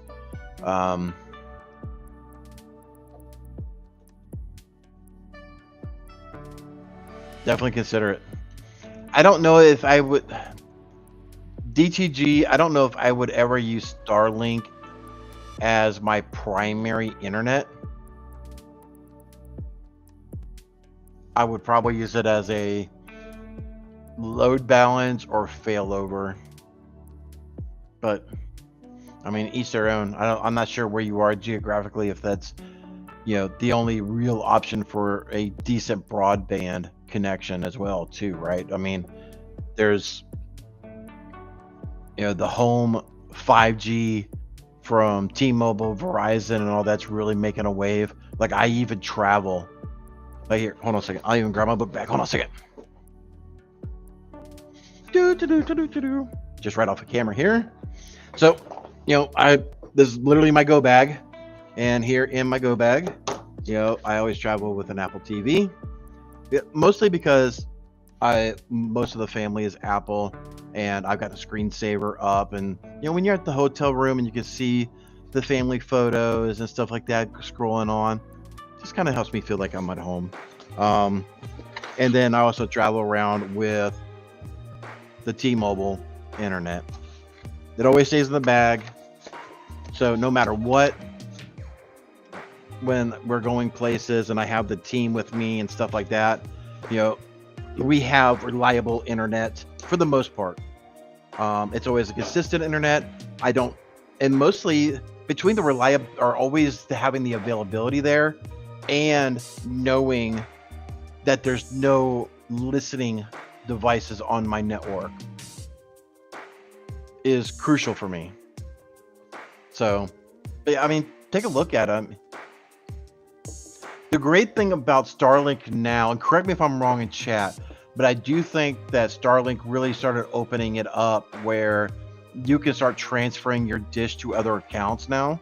I know that they were very offset about transferring equipment from account to account, but if I remember correctly, right after the whole thing with North Carolina and all the storms that came up and just took out so much, that they really opened that up and allowed people to sell off and everything like that. So I think that's a permanent change now. So I say that to say that if Starlink isn't the jam for you, there is a potential option that you can just sell it off. Like if you just use it for a month, like gently used, instead of $200, like $175 or something, right? So I mean, give it a try. And Starlink may even, I mean, I doubt it, but they may even have now a, 30, 60, 90-day trial or something now. I don't know.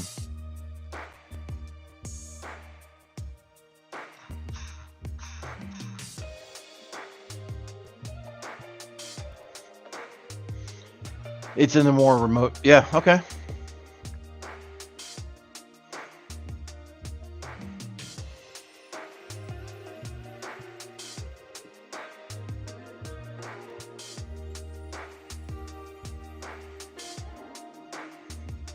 I have Spectrum by Starlink is faster and better for me. Y'all living in the city have options as country. Exactly.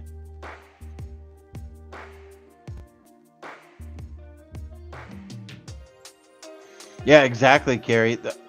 There's actually an upcharge you are done now, so that way you can actually travel, or I guess run it while traveling.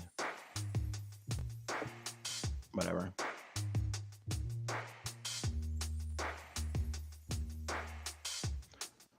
Long jaw jacking session. The real Biblo. Sometimes I just go right up to that 10 o'clock hour. Hey mods, we don't have anything coming up on Simply Cyber right after today, do we? I don't think so. Every time I try to figure it out,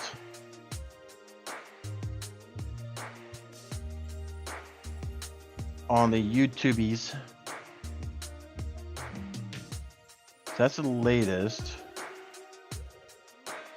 That's scheduled for the 24th. So this is the thing that I hate about YouTube, and I'm going to go on a gripe, right? So, we're on Dr. Gerald Augier's page, right? And I'm trying to figure out, do we have anything coming up? And it's just hard to see upcoming live streams. Okay, so that maybe I'm just being a boomer. So that's tomorrow. That's the next day. That's okay. Because when I was coming in here to live, and I was trying to find the upcoming live events, it would say, I mean, today's the 22nd, right? And I'd be like, okay, that's the 25th, that's the 24th, the 24th, the 20th. It's like, it gets to be all over the place. So, I don't know. YouTube is just funky for me for some stupid reason.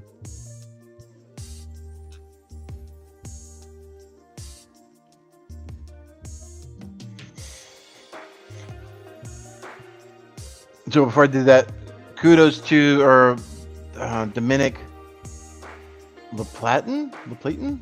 Sorry. It says he's got the gold firewall, loves it. I've heard good things. I have heard good things. I have no personal experience, but I've heard good things. How reliable is the T-Mobile internet? I've been thinking about switching, but I'm not sure about the network reliability. The one thing I would say is it's on 5G. So take out your phone if your cell phone is on T-Mobile, look at your signal strength. If you've got crappy signal strength, it's probably not a good idea, because you're not going to get very good signal to run your internet. And it really depends. For a mobile command center, it works really well. I know that. You know, a lot of times we will, when we're traveling to like Deadwood or something like that, and the team's coming out, I'm renting a Verbo. We're staying in a house. It allows me to cook a little bit, and you know, so the team was able to benefit from that a little bit from, you know, me doing some of my home cooked meals. And you know, we got to sit around the table, we got to talk. You know, we finally implemented the password list, and we just jive a little bit better, right? And that's really why I like the idea of potentially coming back to the office, or at least getting an office and saying, you know, helping people potentially relocate or something. But if not, then, you know, at least once a month we're going to start getting together, and even for a day, right? Maybe we all fly into Atlanta or something. I don't know. Hang out for the day, do something, be together, and because it may be too much, especially with everything that we got going on, to have everybody completely relocate to Charleston and do all that. But you know, it's something I'm thinking about. But anyway, to answer your question, it's worked well for us as long as there's been a good T-Mobile signal for mobile command scenario. It's been great for us. Is it the fastest thing in the world? No. But we haven't been really trying to stream, or, you know, having 5 devices trying to stream Netflix or anything like that. So I don't really know. And that really goes into your latency and everything like that too. So I do know when I at least got my T-Mobile home internet thing, it was a 30-day trial. So you bought it. If you didn't like it in 30 days, cancel, send a device back. They would refund you, all that stuff. So, and it's better than turning their hotspot on in your phone, because the T-Mobile is truly unlimited. How they're making money on that, I don't know. Probably because I'm still paying even for months that I'm not even using the darn thing. It's what I'm assuming. At least on my account anyway. That thing will sit off for 2 or 3 months and I'm still paying the freaking bill.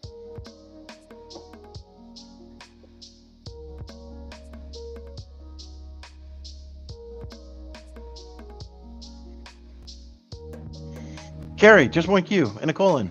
So that way I can actually see it. Jerry has a schedule on Simply Cyber Discord, but I don't like Discord.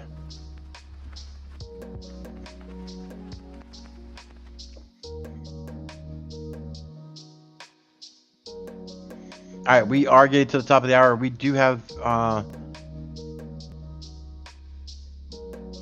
sorry, the real video is the sidetrack from there. I would love to move to Charleston just for the home cooked meals. If you're paying me to work, that's a no-brainer.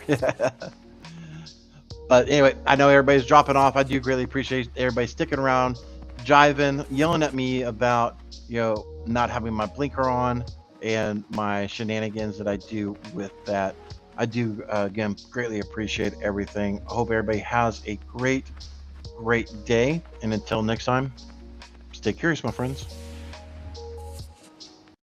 There once was a kid whose passwords laid across all sites. They were the same, a criminal then found their fame by taking that data to go. Soon may a criminal come to steal your pictures and data and run. One day when the crime is done, they'll steal your account.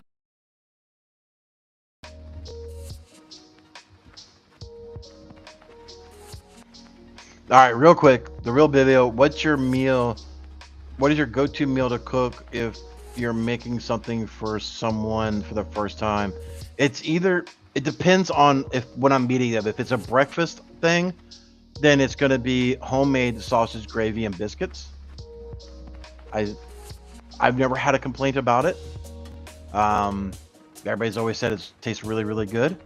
If it's dinner time, then it's going to be something barbecue. Hands down. It's either we're going to do a brisket, we're going to do pulled pork, we're going to do ribs, we're going to do something. It's going to be some barbecue. And I have a really good hash recipe. So we'll have barbecue, we'll have some rice with some hash on top of it. So we'll have to do some pulled pork anyway. So yeah, this is why I'm fat. But yeah, that's depending on the time of the day and what's around me. Anyway, y'all take care of yourselves. Be good. Hey everybody, I hope you enjoyed that content. Keep the cybersecurity train going by connecting with the other Simply Cyber community resources. We have the Discord server that's lively and always keeps the conversation going. You can connect with me directly on LinkedIn. And also every single weekday morning on the Simply Cyber channel, we're doing live daily cyber threat briefings, 8 a.m. Eastern time, as well as Thursday at 4:30 p.m. We're doing live stream interviews with industry experts, and we produce videos that we push out every Wednesday morning. I'm Jerry from Simply Cyber. I hope you enjoyed the content, and we'll see you in the next one.